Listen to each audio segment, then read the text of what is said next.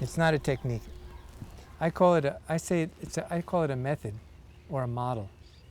Okay. You know, because it has a certain coherence, right? And the coherence is limited. It's expanded to my level of interest, and it's also limited by the kind of person I am and what I know. You know, like I don't do any high volume, like high depth thrusting. You know, in manipulation, right? High velocity thrusting, because it's not wasn't my path, right? And there's some guys and women, right, who are great at it, right? And it's valid.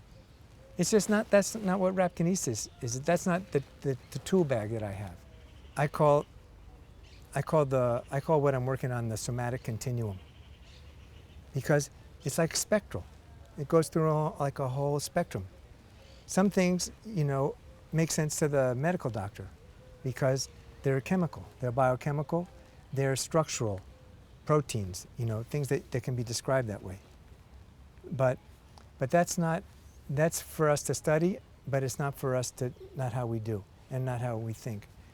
Because our thinking has to kind of go into our body, right? So I work on the end that starts to go into a register, which also leaves the body. It leaves the body on the outside, and then it leaves the body on the inside, you know? So you're pushing to like those two limits, right? I don't know where the limit is. I haven't probably reached it. That's cool, right? I keep going. I'm doing it like 23 years, and I'm not there. So it's like, it keeps you humble because you realize the body has more and more harmonic registers of information and connections of almost like stratas of tissues, you know? But so what I call it is the transsomatic plane. It goes beyond what we normally call the somatic. But it's there. It's there in everybody. You can feel it, and it's on different levels, and it generates different fields. And those things are there for a reason.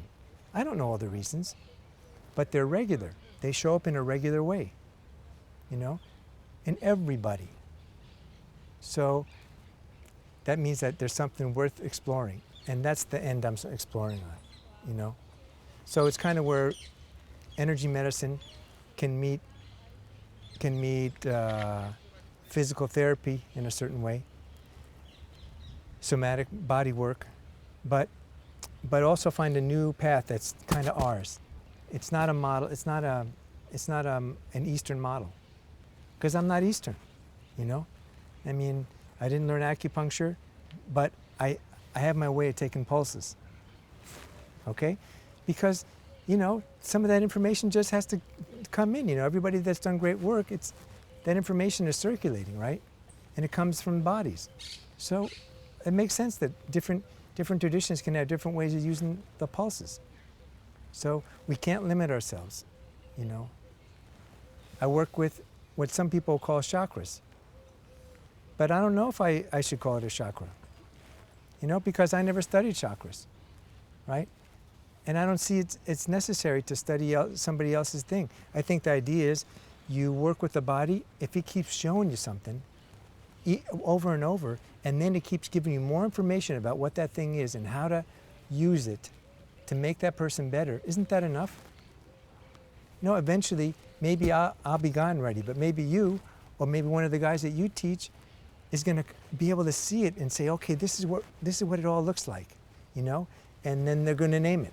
And then we'll have names for all those things. But you don't have to have a name before you start, man. You know? It's there, and it says, and the person's saying, help me, you know? And that's why we got to do it. We got to do it with the tools we have.